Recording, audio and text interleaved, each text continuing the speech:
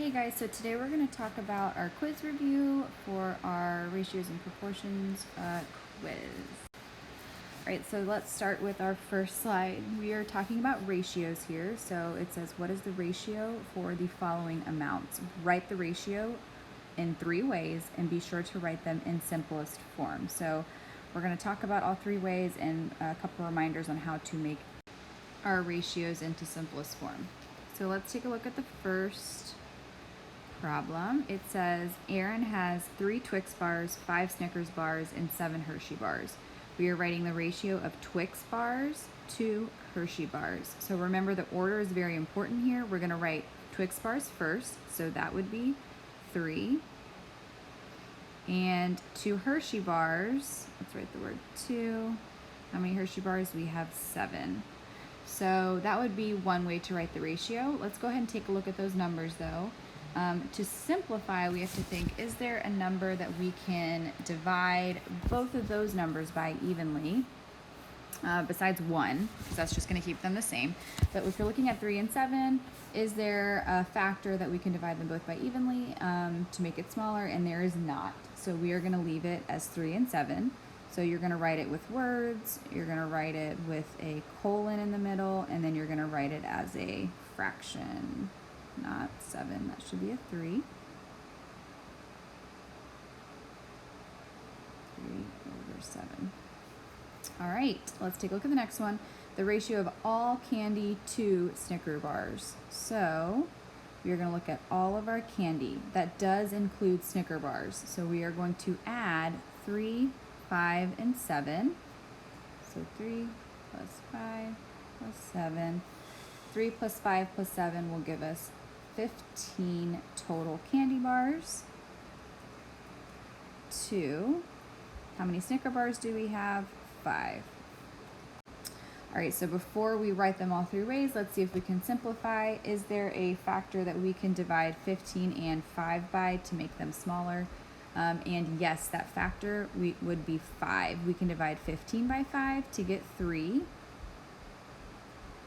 And we can divide 5 by 5 to get 1. So 3 to 1 is going to be the ratio.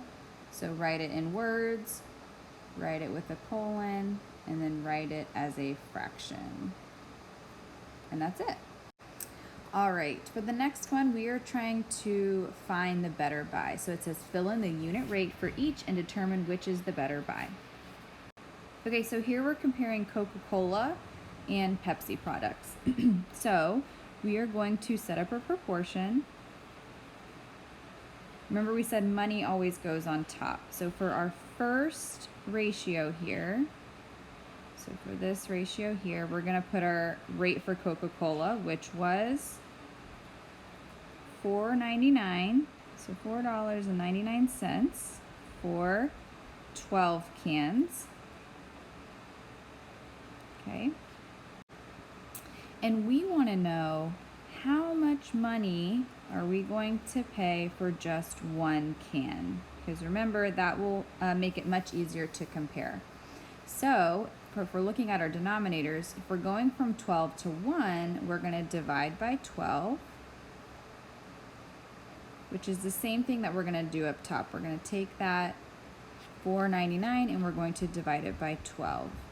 All right, so off to the side, we're going to do 12 into $4.99. We don't have to slide our decimal here because there's not a decimal on the outside. So 12 goes into 40 times, but it can go into 49 4 times. 4 times 12 is 48. When we subtract, we get 1, bring down our 9. 12 goes into 19 1 time. 1 times 12 is 12. Subtract, we get 7. Remember, we have to keep going here, so we are going to add a 0 and drop a 0. And we have to do 12 into 70. And the closest that we're going to get there is 5 times. 5 times, because 5 times 12 is 60. When we subtract, we get 10. Now, I'm going to stop here for just a second. And take a look at where my decimal is. So if I shoot my decimal through the roof, it's going to be here. And I already have 3 numbers behind the decimal place. So since we're talking about money, I can technically stop dividing here and go ahead and look at my answer, which was 0.415. And let's go ahead and round it because we only want 2 decimal places anyways. So we're going to circle our 1, look at our 5. Our 5 tells us to round that up to a 2. So this is really going to be 0.42, which is 42 cents. So it's going to be 42 cents per can for Coca-Cola. Now let's take a look at Pepsi. We're going to do the same kind of setup. So we are doing $5.59 for 18 cans.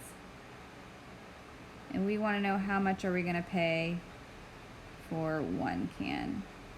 So as you can see here, this is going to cause us to divide by 18. So we are going to do the numerator by 18 as well. So we're going to see how many times 18 can go into $5.59. All right, I rewrote it. So 18 cannot go into 5, but it can go into 55 3 times. 3 times 18 is 54. When I subtract, I get 1. I'm going to bring down my 9. 18 into 19, that's going to go 1 time. And 1 times 18 is 18. When I subtract here, I get 1. I am going to add a 0 and drop a 0 because I want to at least have 3 decimal places. 18 into 10. I cannot put 18 into 10, so I'm going to have to add another 0 and drop another 0. But don't forget, I also have to add a 0 up top since I dropped 2 numbers in a row. Now, I don't even have to really figure out how many times 18 goes into 100 because I already have my 3 decimal places, right? My decimal is between the 0 and the 3. So I'm going to go ahead and write that out, 310, and we're going to round. Really, we don't have to round here because I would circle my 1 and look at my 0, and my 0 is going to tell me just to keep it, but also that 0, we don't even really need it. It would be 31 here. So we've got 31 cents is going to be the cost for Pepsi. All right. So what's going to be the better buy? I would spend 42 cents per can for Coca-Cola and 31 cents per can for Pepsi. So our better buy is going to be Pepsi because it is cheaper per can.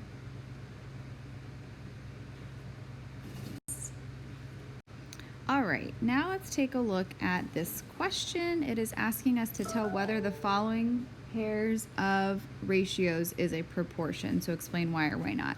So if you think back to the first day that we worked on proportions, we had a couple ways that we could do this. One of the ways is we could try to look at our numerator and numerator and see if we could go from one to the other by dividing or multiplying, or look at our denominator and denominator.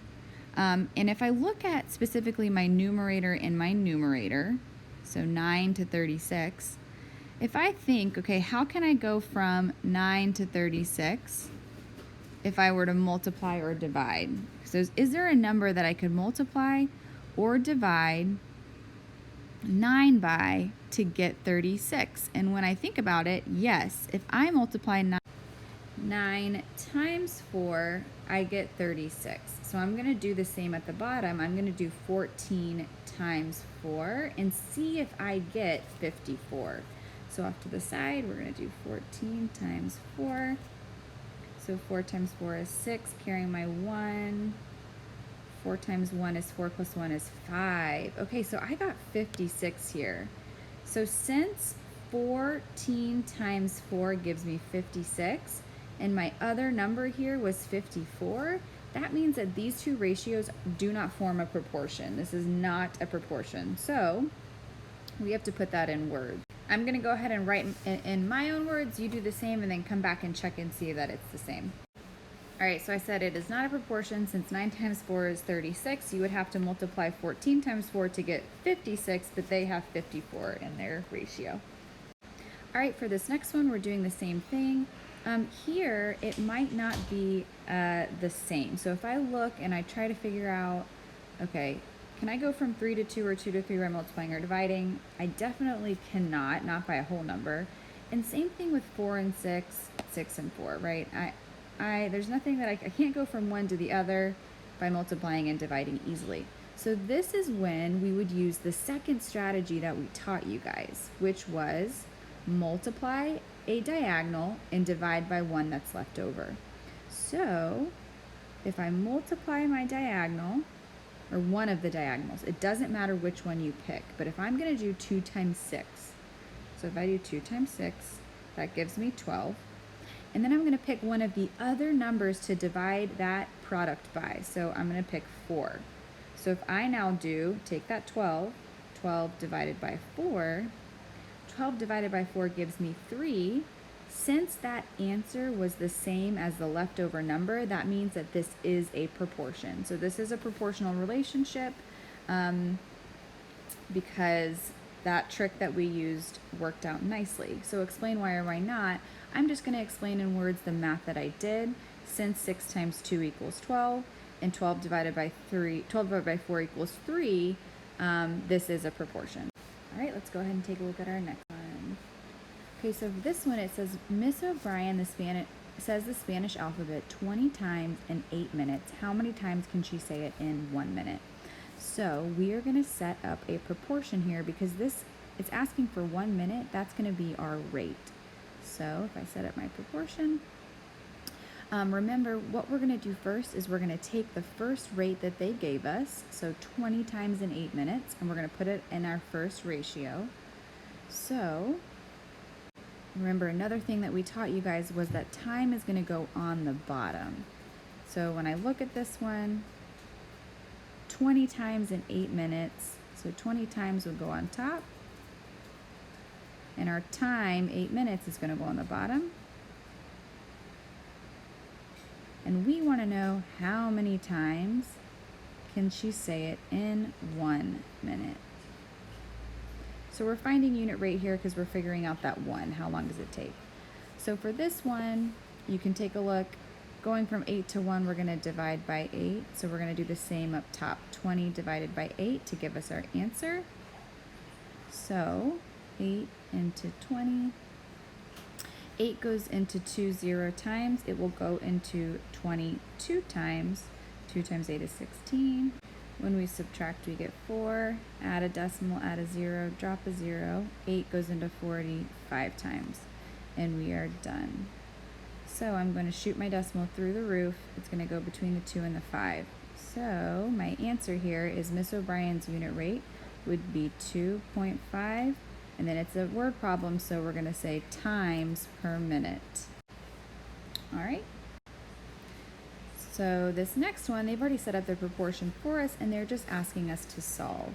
So if I look here, I can't go from 7 to 4 or 4 to 7 by multiplying and dividing, so I'm going to use the method of multiplying our diagonal and dividing by what's left to get our remaining answer here. So we're going to do 20 times 7, which would give us 140. And we're going to take that 140 and we're going to divide it by 4. So off to the side, divide. So there is my long division. 4 goes into 140 35 times. So that means that M is going to be 35 miles. All right, and then here's our last one. It is just a very simple proportion as well. If I take a look, I can't go from 15 to 6 or 6 to 15 by multiplying and dividing. So I'm going to do the same method that we just used in the last one, which is multiply our diagonal, divide by what's left to get our remaining answer. So we are going to do 10 times 6, which gives us 60. And we're going to take that 60 and we're going to divide it by 15. So we're going to see how many times. 15 goes into 60, and it goes in 4 times perfectly. So our M here is 4.